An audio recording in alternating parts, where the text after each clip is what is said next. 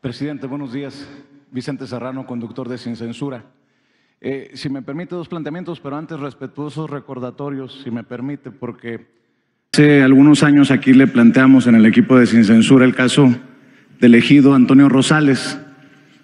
Muchos de estos señores en pie de lucha exigiendo justicia por las tierras Capetamaya, más de 1000 hectáreas en Navojoa, Sonora, siguen esperando que se destrabe esto que parece empantanado entre la falta de empatía de funcionarios en Sonora, la Procuraduría Agraria, la SEDATU, y siguen esperando justicia, presidente.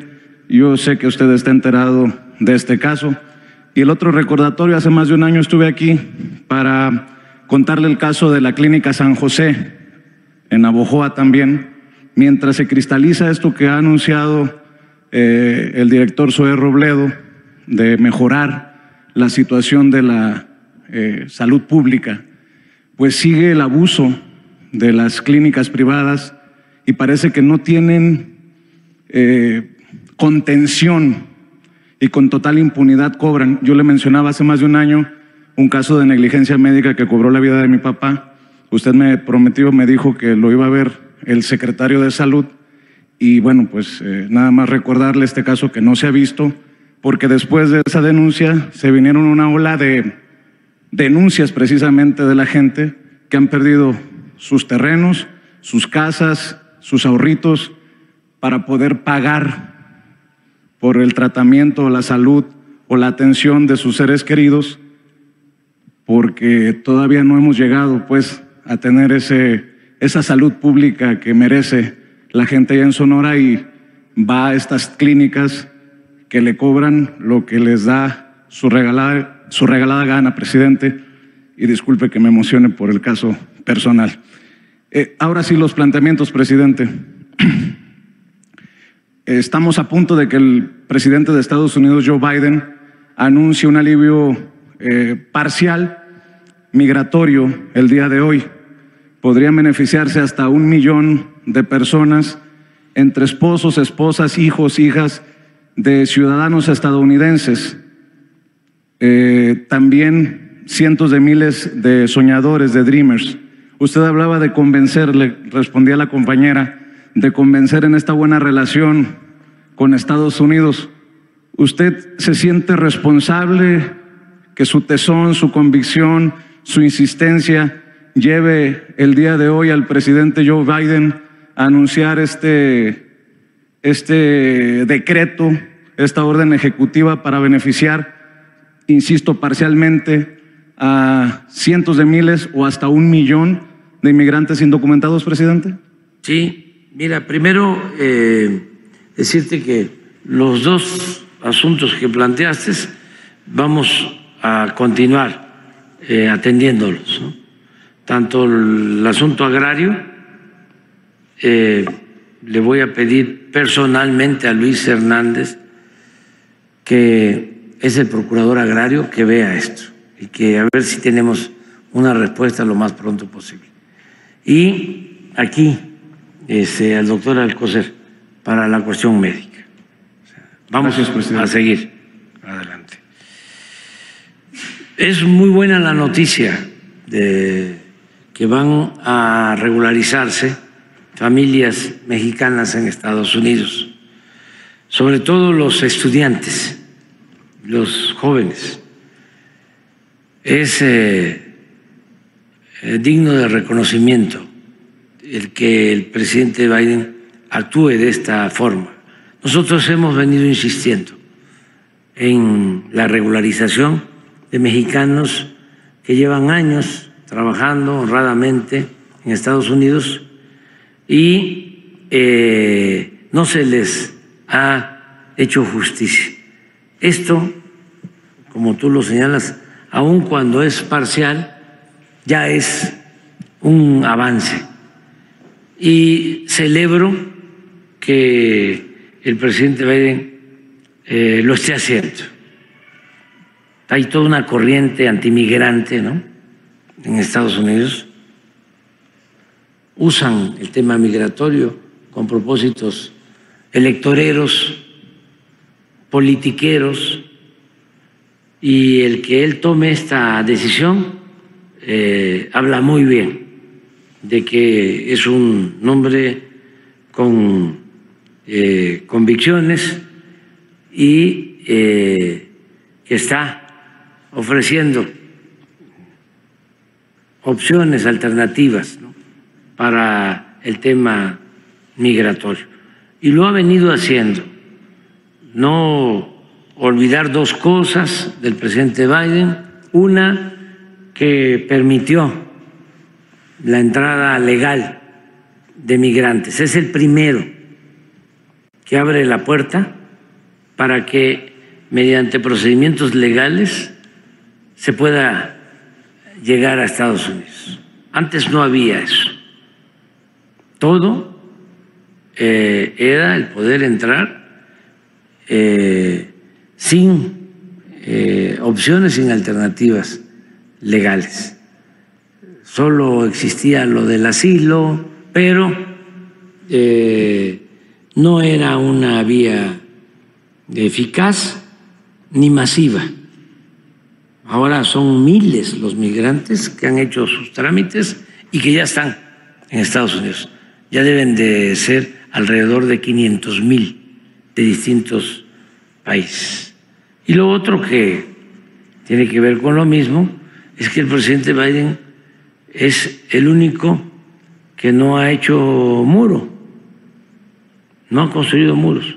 La última conversación que tuvimos me informó de que estaba autorizando, y esto corresponde solo al presidente de Estados Unidos,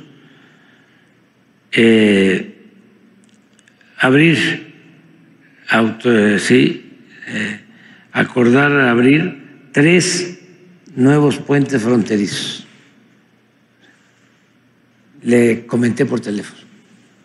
Entre otras cosas, va a pasar a la historia como el presidente que no hizo muros, pero que construyó puentes. Muy bien. Y se ha ido avanzando en esto de hacer conciencia en autoridades, los mismos ciudadanos de Estados Unidos que tenían una postura muy antimigrante. Yo recuerdo que al principio del gobierno del presidente Trump, después de su campaña, llegó una pareja, está la crónica, de estadounidenses a comer a un restaurante en Texas, muy bueno, de muy buena comida, y le pusieron en la servilleta, al término, la familia. Excelente la comida, excelente el servicio, pero no queremos mexicanos. Así estaba,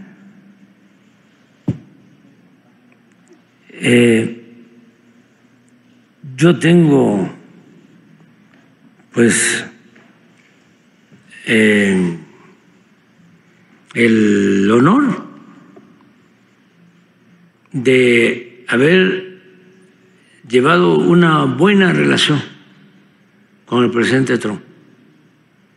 Y recuerdo muy bien que por primera vez, después de esa política antimigrante, en una carta me reconoció por primera vez de que el problema de la migración no se iba a resolver solo cerrando las fronteras, militarizando las fronteras, sino que había que atender las causas. Ahí tengo la carta, pero les estoy hablando de 2019. Y luego, en el 20,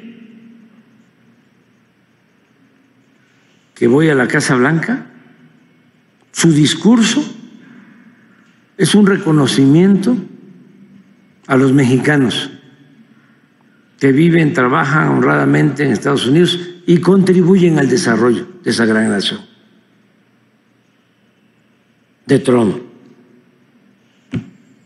Entonces, lo que está haciendo el presidente Biden, muy bueno, lo celebramos, lo reconocemos y es el camino a seguir. Estamos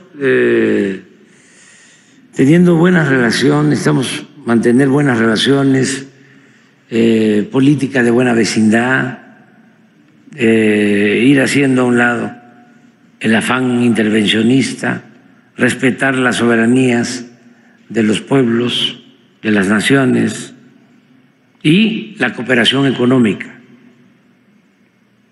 que en eso se ha avanzado muchísimo.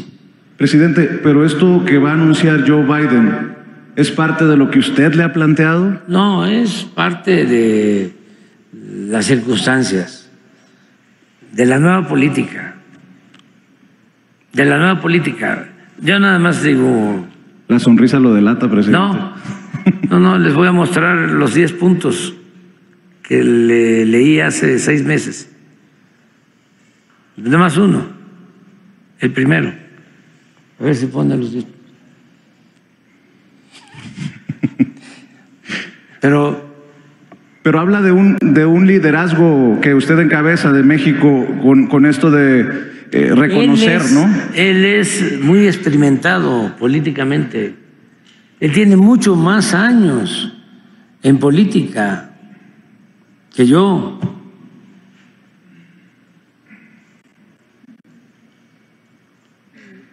Tiene mucha experiencia política. Nos identificamos por eso. Platicamos cuando hemos estado platicando solos y llegan, ya ven cómo son las cosas, ¿no? De las agendas. Empiezan a llegar con tarjetas de que ya se les acabó el tiempo y él las hace a un lado, las hace a un lado. Quiere seguir platicando. O sea, es buena la comunicación. Pero miren el primer punto. Entonces sí, presidente. Regularización de los mexicanos que llevan más de 5 años viviendo y trabajando honradamente en Estados Unidos y de jóvenes DACA.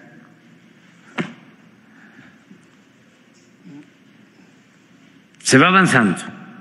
Pero eso es exactamente lo que va a anunciar hoy. Solamente que en lugar de 5 años viviendo en Estados Unidos van a ser 10. Sí. Y limitado porque son muchos más. Claro. Pero ya es un avance que en una campaña un candidato diga esto sin temor a que lo van a cuestionar porque está abriendo las puertas a migrantes que llevan droga o que van a cometer ilícitos o que son maleantes, porque ese es el discurso, ¿no? Falsario, ¿no? Ofensivo hacia la migración. Entonces, ya es un avance y es digno de reconocerlo.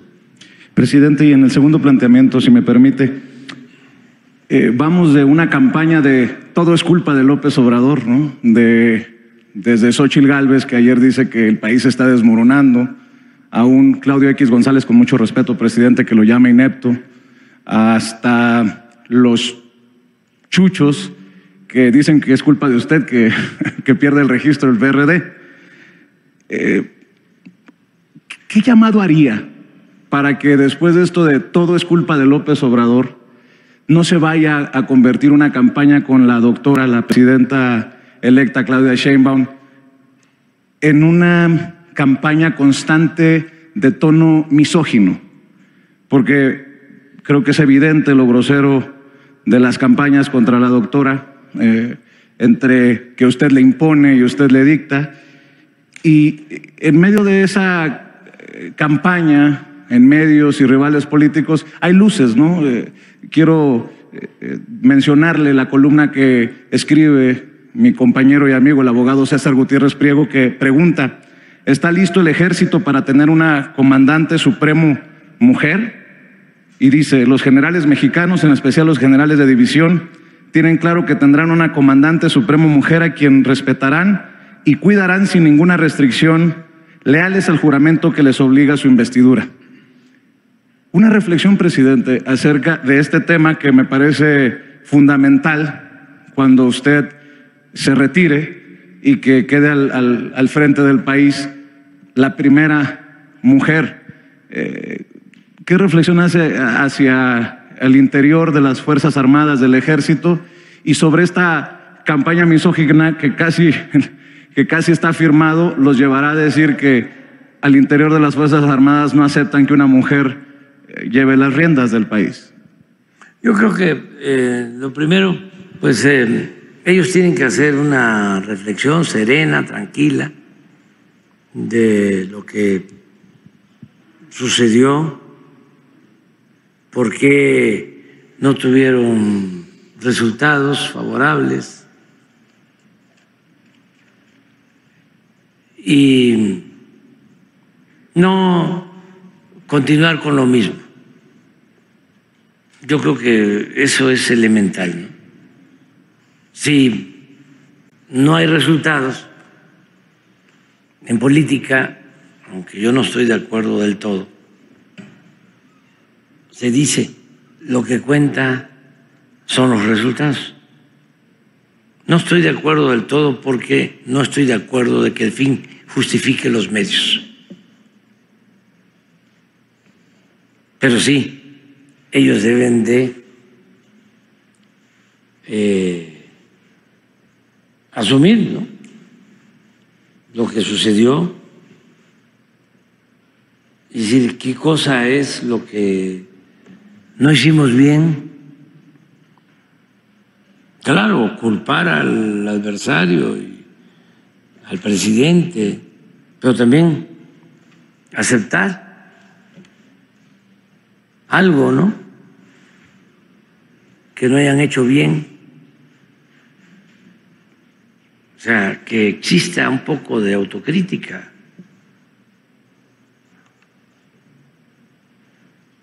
Y yo pienso que lo que les falló, y es un asunto estructural, nada fácil para ellos de remontar, es que no le tienen ni amor ni respeto al pueblo.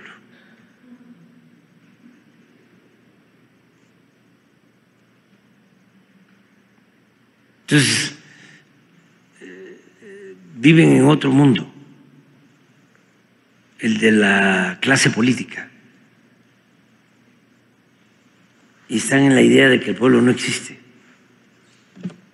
y que el pueblo es manipulable.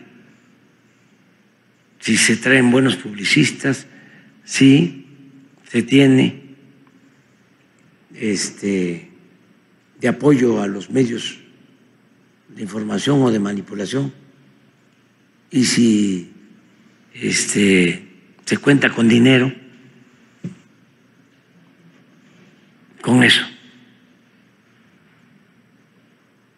Entonces tienen ellos que empezar por aceptar que el pueblo existe, una cosa que es elemental y al mismo tiempo muy conmovedora, que el pueblo es muy bueno, agradecido.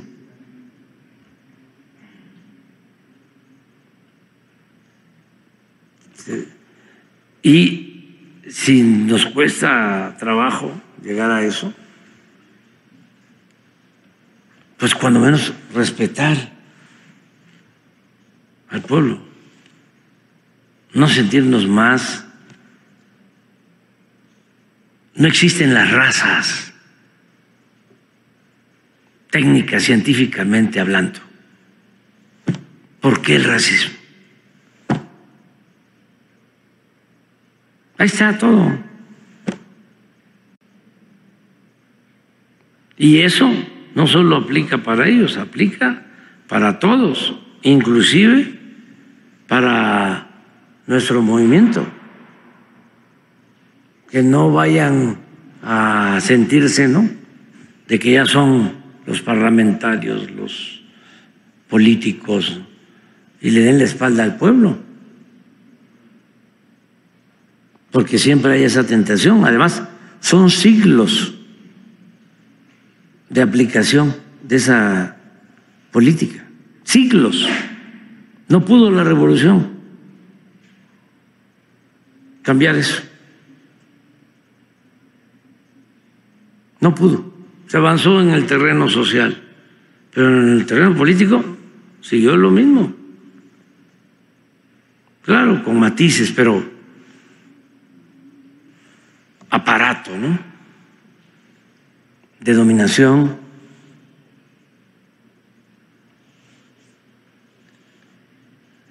Utilizando nada más al pueblo para legalizar el poder. Entonces, eso tiene que cambiar.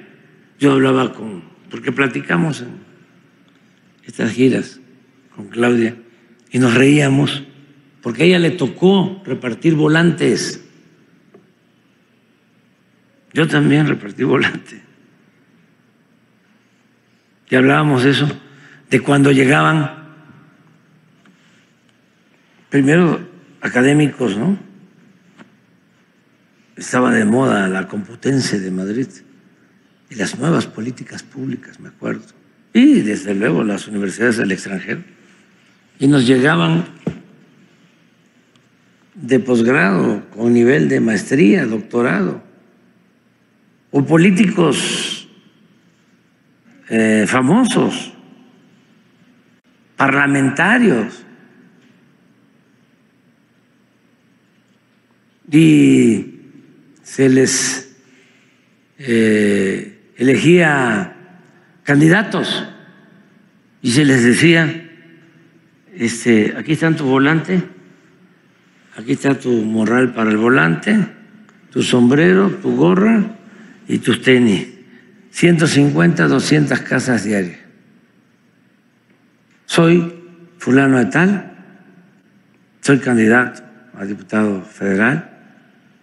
Aquí le dejo esto, un volante. Necesitamos cambiar, hay que acabar con la corrupción. Lo podemos lograr. Y estoy a las órdenes. Y a otra casa, y a otra casa. Y les decíamos, cuidado porque te van a cerrar las puertas, en algunas. No queremos saber nada de ustedes. Bueno, en otras te van a abrir la puerta y no solo te van a abrir la puerta, te van a decir, siéntese, no se va a tomar algo. Le digo, pues ya no les decíamos, no les va a dar tiempo de terminar la tarea de las 150 casas diarias. Imagínense cuántas casas en una campaña, miles. ¿Qué creen que nos decían algunos? La verdad, tenían una palabra, una frase, yo doy para más. No queremos que des para más, queremos que des para esto nada más. Porque hay esa idea, ¿no? Entonces, en el movimiento nuestro, eso se tiene que cuidar. Nada de que ya parlamentario y el escritorio, no, territorio, no escritorio. En el caso del gobierno, en el caso del partido, que son cosas distintas, seguir abajo y organizar al pueblo, organizarlo bien, seguir con la revolución de las conciencias y seguir trabajando de abajo hacia arriba. Pero eso es general para todos los partidos. Ahora, si van a estar reuniéndose con Claudio X González en Polanco, ¿no?, en las grandes residencias y ahí tomando acuerdos, ¿no? Y hay un publicista en Miami que es extraordinario. Claro, es duro, es muy duro, porque no se va a limitar, como decía otro publicista aquí, ¿no? Tiene que ser con puras mentiras. La campaña tiene que ser de mentiras.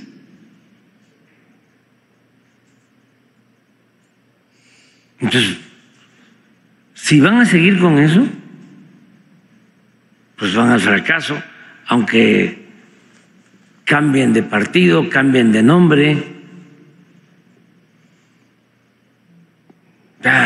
Eso de sociedad civil y ciudadanos independientes y grupos o organismos no gubernamentales, ya eso ya no. Pues van a continuar con sus campañas de ofensas. Ya no va a ser lo mismo también, porque no es igual que Claudio diga que yo soy un inútil, inepto, a que diga que Claudia es inútil, inepta. Es distinto. Es distinto. Sí, me dice eso y pues yo no tengo ningún problema. Sí, porque a lo mejor tiene razón. Pero se enojan los que simpatizan con nosotros. Yo no, porque ya les he dicho, cuando uno lucha por una causa justa, que él no lo está haciendo, uno debe estar dispuesto a pagar cuotas de humillación. Acaba de salir una canción muy bella de Silvio sobre eso. Ahí se la recomiendo, de su nuevo disco. Esa y América, que es otra canción que me gusta mucho, del nuevo disco de Silvio, para los jóvenes y no tan jóvenes. Pero no es lo mismo la ofensa a una mujer. Es distinto. Además, no tienen razón. Yo les aconsejaría que se serenen y que definan una estrategia. Se necesita la oposición. Se necesita que haya contrapesos, pero que sea una oposición que aporte, que sea crítica, desde luego, no sumisa, que no sean paleros, pero que estén pensando en intereses superiores, en intereses generales, que estén pensando en la gente, que estén pensando en la nación.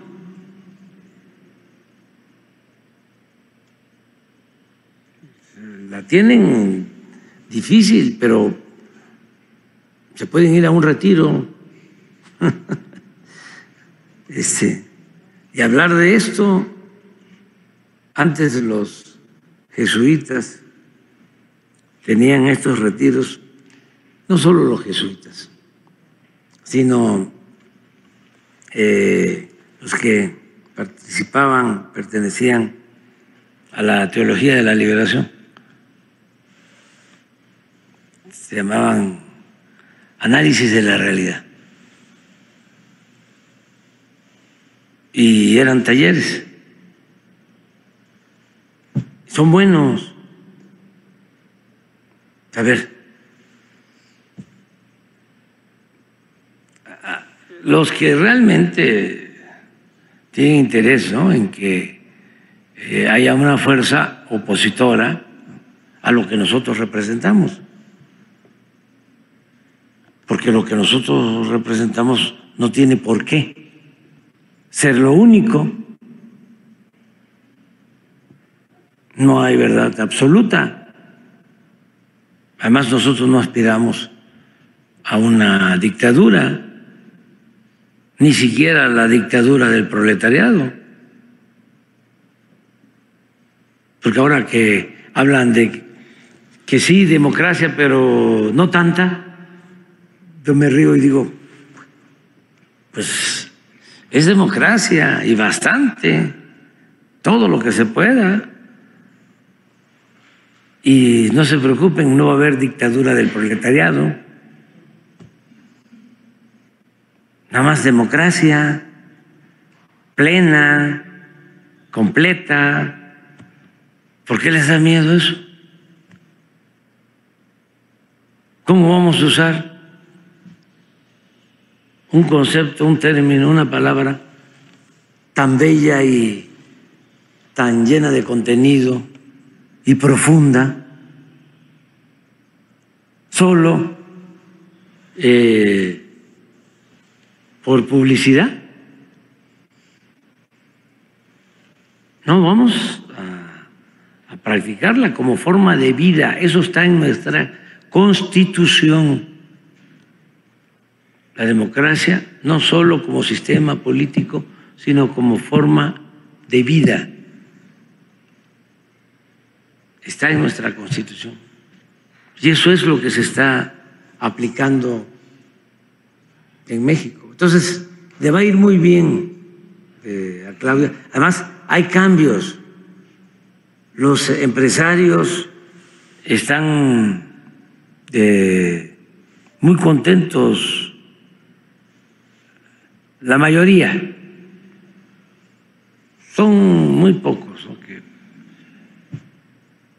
y en sentido estricto ni siquiera son empresarios, son traficantes de influencia. Pero están muy contentos con la presidenta.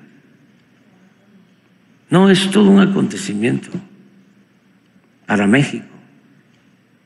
Y lo que le preguntaba, presidente, ¿están preparadas las Fuerzas Armadas, el Ejército, para tener a una comandanta suprema? Sí, sí están preparados, pero mi opinión es que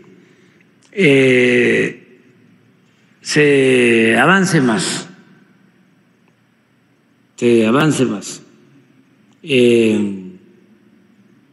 han sido muy buenos los resultados. Yo no hubiese podido avanzar como lo hicimos sin el apoyo de las Fuerzas Armadas.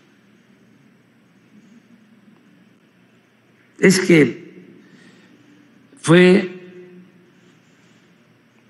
clave, indispensable.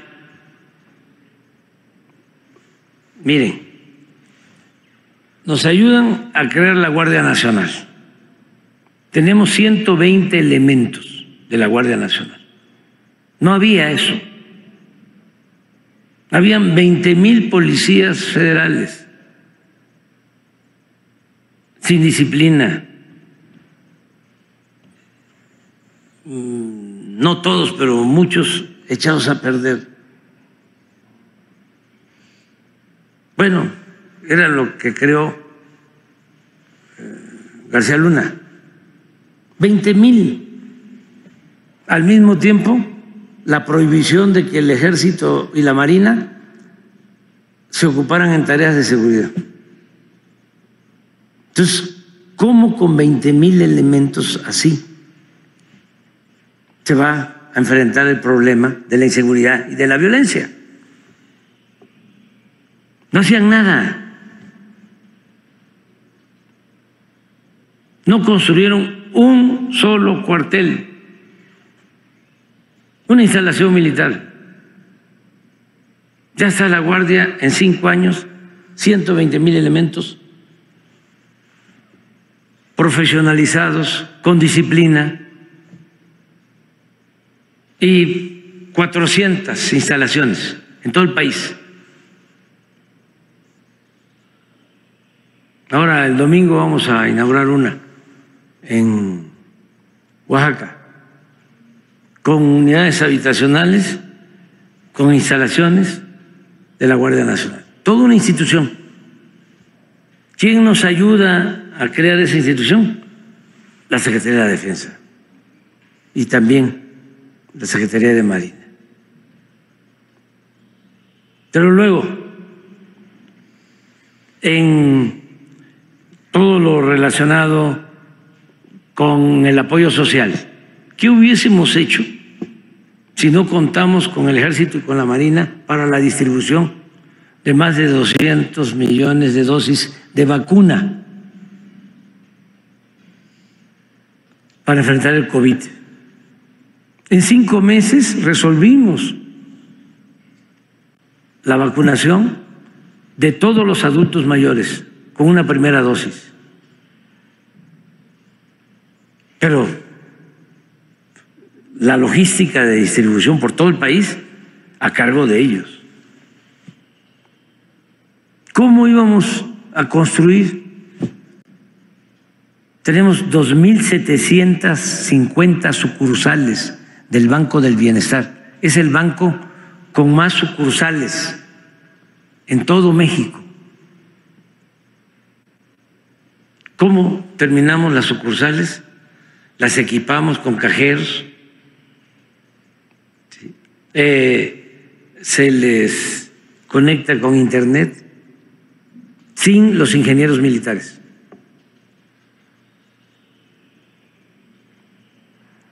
Están en el Tren Maya 2 aeropuertos. ¿Cómo resolvemos el problema del aeropuerto de la Ciudad de México si no es con ellos? Si se toma la decisión porque la gente en la consulta dice no al aeropuerto de Texcoco, que además fue una decisión, volvemos a lo mismo. El pueblo tiene un instinto certero, una decisión correcta, acertada, porque eso iba a ser barril sin fondo, el relleno del lago de Texcoco para hacer el aeropuerto. Era hundimientos permanentes en la región. Escogieron el peor lugar porque no les interesaba el aeropuerto, les interesaban los negocios que se iban a generar con el aeropuerto, el quedarse con las tierras del actual aeropuerto, hacer un Santa Fe ahí, un negocio inmobiliario. Bueno, pero ya se decide, no se hace el aeropuerto.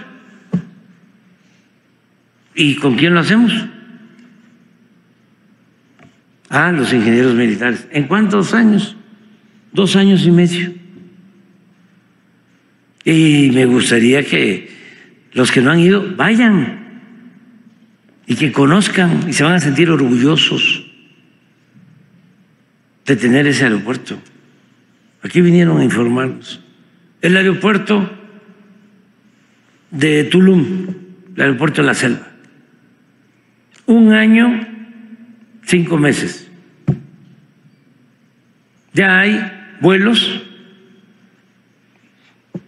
de Europa y desde luego de Estados Unidos y de México. Ya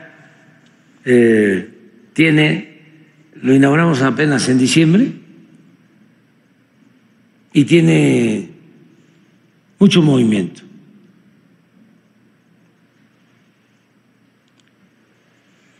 Hospitales. Están haciendo 5 hospitales. El Hospital Orán de Yucatán. ¿Cuántas camas? 300 camas. Y lo terminamos en septiembre. El hospital de Tlapa, Guerrero, de la montaña, y el de Tuxtepec, Oaxaca. el de aquí de Iztapalapa, en la avenida Zaragoza, y el de Puebla, San Alejandro de Puebla. 5, los ingenieros militares. Están haciendo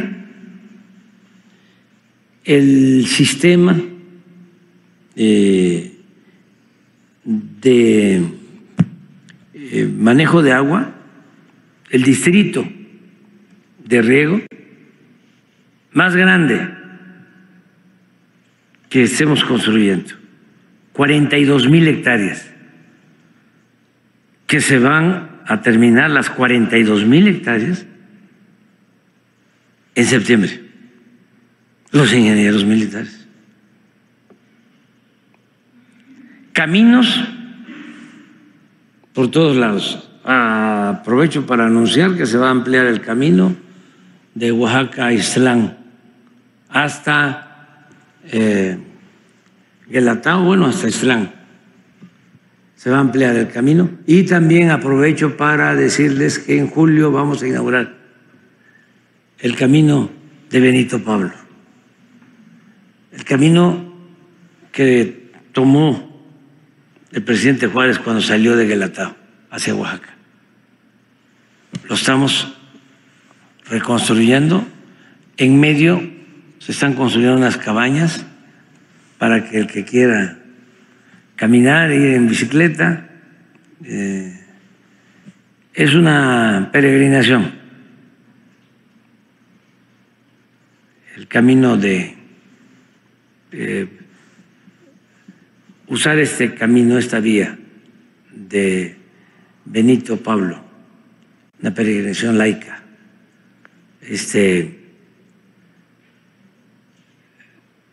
y con las Fuerzas Armadas muchas cosas, mucho apoyo. La Marina igual, dragado, nada más resolver el problema del sargazo en el Caribe, que cuando llegamos decían, no, se va a acabar el desarrollo turístico por el sargazo. No se va a acabar. Y la Marina y el control de los puertos, la Marina. Y ahora este proyecto que es de dimensión mundial, el transísmico, por el paso, para unir el Atlántico con el Pacífico, la Marina. Y muchas cosas. Entonces, las Fuerzas Armadas me han ayudado, me han apoyado. Y cuando han cometido errores en el gobierno nuestro, ellos mismos han rectificado. Ellos mismos ponen orden, no se oculta nada, porque un soldado, un marino no es una institución. No se puede proteger a nadie, no debe haber impunidad. Y han avanzado mucho en el respeto a los derechos humanos. Y depende también del comandante de las Fuerzas Armadas, porque pues ellos reciben órdenes y hay lealtad al presidente y hay lealtad al pueblo de México. Entonces, son dos instituciones muy importantes del Estado. Por eso también las han querido socavar, que es mi pleito. Y este es un asunto que todavía no termina, porque han querido culpar al ejército sin pruebas de algunas cosas. Pero eso tiene que ver porque no se han dejado manejar por quienes antes dominaban desde el extranjero.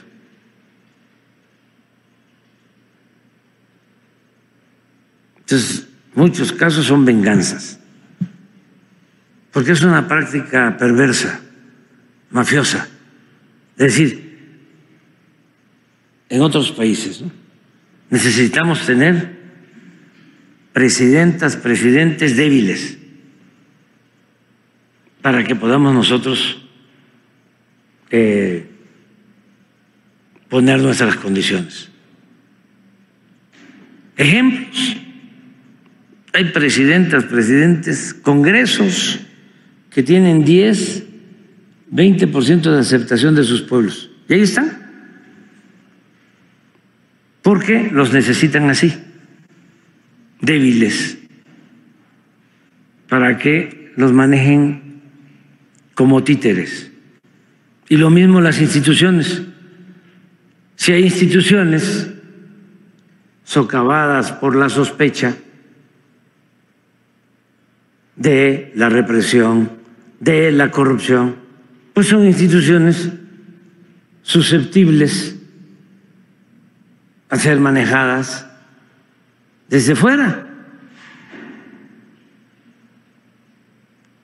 Entonces, las Fuerzas Armadas de México, además, surgen de un movimiento revolucionario. El ejército mexicano, no hay que olvidarlo, lo creó Venustiano Carranza luego del golpe contra el presidente Madero. Surge para restablecer la legalidad y la democracia. Y es un ejército popular, un ejército revolucionario. No hay generales de división que pertenezcan a la oligarquía. Es distinto este ejército al de otros países. Aquí sí es el soldado y el marino, el soldado pueblo uniformado. Entonces, si me preguntas, ¿qué opino sobre una mujer secretaria? Te diría, es un proceso. Por ahora hay muy buenos generales de división. Muy buenos generales de división. Le preguntaba, presidente, perdón, nada más para aclarar, la primera mujer, la primera comandanta suprema. Ah, no, claro, sí, me equivoqué. No, nada más para aclarar, ¿no? Porque, y además que quede claro, Claudia Sheinbaum llegará como una presidenta poderosa, poderosísima con la decisión. Pero además son muy leales, disciplinados, tanto en la Marina como en la Defensa. Yo no he tenido ningún problema. Nadie me dice, no estamos de acuerdo, o déjenme ver porque no vaya a ser que no les guste, ¿no?, a oficiales, a la tropa. No. Es el comandante supremo, el presidente, y son muy leales, muy disciplinados. Por eso es un ejército distinto. Y Claudia la conozco muy bien. No es